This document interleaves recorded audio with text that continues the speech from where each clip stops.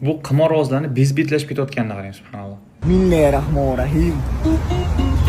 O'zbekistonda rosa tarqalib ketgan qimor turini bismillah deb o'ynayapti. Shunchaki aytib o'taman, O'zbekiston diniy idorasi fatvo markazi ham bu narsani qimor deb aytgan, ya'ni bu narsada ixtilof yo'q. Mana bu psevdo sportsmenlar bo'lsa, soqol qo'yib olib, inshaalloh, alhamdulillah deb O'zbekiston bayrog'ini ko'tarib olib, o'zini vatanparvar qilib ko'rsatib, orqa fonda nima ish qilishayotganini sizga hozir qisqacha qilib aytib beraman. Hozir ko'rgan narsangiz, ya'ni harom ishni bismillah deb boshlab dinni ustidan kulish holva bo'lib qoladi.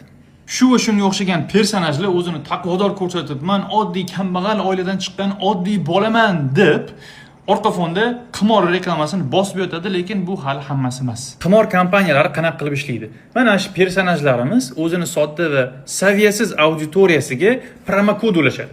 Shu promokod orqali ular qimor o'ynaydi va albatta yutqizishadi.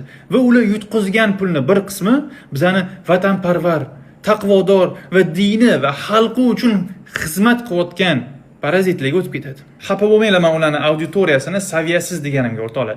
Men shunchaki bunaqa odamlarni hurmat qilish va saviya degan ikkita tushuncha bitta odamda qanaqa qilib jamlanishini tasavvur qila olmadim.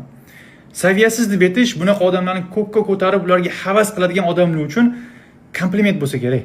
Men qattan bilaman bunaqa odamni dini va xalqiga tupurib qo'yganini.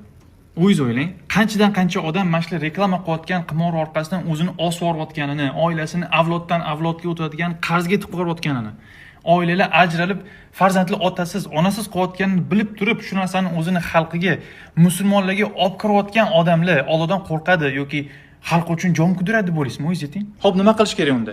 Boykot qilish kerak. Shunchaki ular videosi chiqib qolsa o'tkazib yuborishmas yoki obunachi bo'lgan bo'lsangiz, obunasidan chiqib ketishmas. Odamlarga aytib chiqish kerak.